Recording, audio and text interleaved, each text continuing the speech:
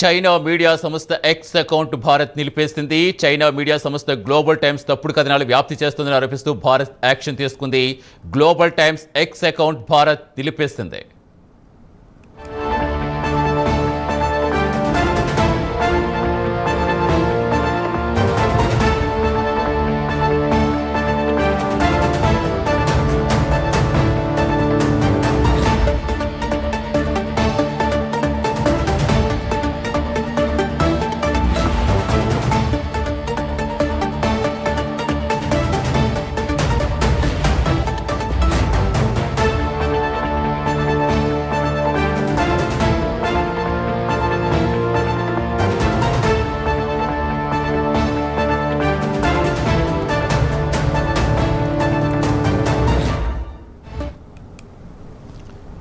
China media సంస్థ X account Bharat నిలిపేసింది. China media సంస్థ గ్లోబల్ టైమ్స్ తప్పుడు కథనాలు వ్యాప్తి చేస్తోందని ఆరోపిస్తూ భారత్ యాక్షన్ తీసుకుంది. Global Times X account Bharat నిలిపేస్తుంది. పూర్తి సమాచారం ఇచ్చేందుకు మా కరెస్పాండెంట్ చంద్రశేఖర్ జనతర్. చంద్రశేఖర్, అసలు ఏ కథనాలు ప్రసారం చేసింది, ఎప్పటి నుంచి తప్పుడు కథనాలు ప్రసారం చేస్తోంది, ఏం చెప్పింది ఇంకా భారత్?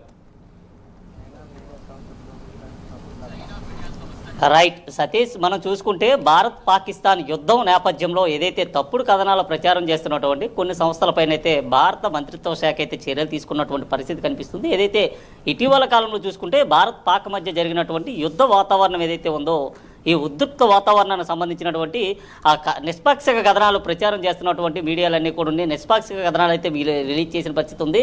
ముఖ్యంగా చూసుకుంటే పాకిస్తాన్కి సంబంధించినటువంటి యుద్ధ విమానాలు కానీ, వాటికి సంబంధించిన డ్రోన్లు కానీ, క్షిపణులు కానీ ఇవన్నీ భారత్ సంబంధించినటువంటి వైమానిక దళం, ఇటు ఆర్మీ, అలాగే ఎయిర్ ఫోర్స్ త్రివిధ దళాలు కూడా ఏ విధంగా కుప్పకూల్చి అనే వాటిపైన వరుస కథనాలు కూడా వస్తున్న పరిస్థితి ఉంది. ఈ నేపథ్యంలో చైనాకు సంబంధించినటువంటి గ్లోబల్ సంస్థ అనేది పూర్తిగా తప్పుడు కథనాలు ఇవ్వడం అయితే మొదలుపెట్టింది. ఈ నేపథ్యంలో దానికి సంబంధించినటువంటి అన్ని ఆధారాలు కూడా భారతదేశానికి సంబంధించినటువంటి మంత్రిత్వ శాఖ అయితే సంప్రదించడం జరిగింది. దీనికి సంబంధించినటువంటి కథనాలు ఏవైతే ఉన్నాయో ఇటీవల చూసుకుంటే ఆ కురేషీ పైన కానీ, లేదా భారతదేశానికి సంబంధించినటువంటి ఇక్కడ ఉన్నటువంటి ప్రజలపైన కానీ, లేదా భారత పైన విషము చిమ్మేటటువంటి విధంగా కూడా ఆ పోస్టులు అయితే చేయడం జరిగింది. ఈ నేపథ్యంలో వీటికి సంబంధించినటువంటి ఆధారాలన్నీ కూడా భారత ప్రభుత్వాన్ని చెక్కడంతో చైనాకు సంబంధించినటువంటి ఎక్స్ దాన్ని కూడా నిలిపివేసిన పరిస్థితి కనిపించింది చెప్పుకోవచ్చు. ఎక్స్కి సంబంధించినటువంటి చైనా గ్లోబల్ సంస్థ ఏదైతే ఉందో దానికి సంబంధించినటువంటి ఎక్స్ ఖాతాను కూడా నిలిపివేసింది. గతంలో కూడా మనం చూసుకుంటే చైనా నుంచి వచ్చినటువంటి వివిధ రకాల మాల్వేర్స్, అలాగే దానికి సంబంధించినటువంటి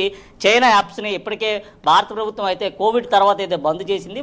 నేను కూడా నిలిపివేసిన పరిస్థితి కనిపించింది. ముఖ్యంగా చూసుకుంటే చైనా మాల్వేర్స్ ఏ విధంగా భారత్లో ప్రవేశించి ఇక్కడ ఉన్నటువంటి కోట్లాది రూపాయల ప్రజాధనాన్ని ఏ విధంగా కొల్లగొట్టి అనేది గతంలోనే బయటకు వచ్చిన పరిస్థితి ఉంది. ఈ నేపథ్యంలో అప్పట్లోనే చైనాకు సంబంధించినటువంటి సాఫ్ట్వేర్స్ కానీ, లేదా దానికి సంబంధించినటువంటి మాల్వేర్స్ ఏవైతే ఉన్నాయో వాటన్నింటినీ కూడా నిలిపివేసినట్టు కూడా అప్పట్లోనే మోడీ ప్రభుత్వం అయితే నిర్ణయం తీసుకుంది. అలాగే ప్రస్తుతం కూడా చూసుకుంటే చైనాకు సంబంధించినటువంటి గ్లోబల్ సంస్థ ఏదైతే ఉందో ఇది ఎక్స్వేజీగా కూడా కొన్ని తప్పుడు కథనాలన్నీ కూడా ఇవ్వడంతో ప్రజల్లో కూడా భయాందోళన అయితే వ్యతిరేకమైంది. ఈ నేపథ్యంలో దీనికి సంబంధించినటువంటి క్రాస్ చెక్ చేసేటటువంటి నేపథ్యంలో చైనాకు సంబంధించినటువంటి గ్లోబల్ ఎక్స్ సంస్థ ఏదైతే ఉందో ఇవన్నీ పూర్తిగా అవాస్తవమైనటువంటి సంఘటనలు, అవాస్తవమైనటువంటి ఘటనలు, గతంలో జరిగినటువంటి కూడా ప్రస్తుతం తెరపైకి తీసుకొచ్చింది. దీనికి సంబంధించినటువంటి అంశాలన్నీ కూడా ప్రజల నెత్తిపై రుద్దేటటువంటి ప్రయత్నం చేసింది. భారత ప్రభుత్వాన్ని పూర్తిగా దిగజారేటటువంటి ప్రయత్నం చేస్తుంది. ఈ నేపథ్యంలో దీనికి సంబంధించినటువంటి అన్ని విషయాలను కూడా పరిశీలించినటువంటి ఆ మంత్రిత్వ శాఖ అయితే దీనిపైన ఏటు వేసిన పరిస్థితి కనిపించింది. అలాగే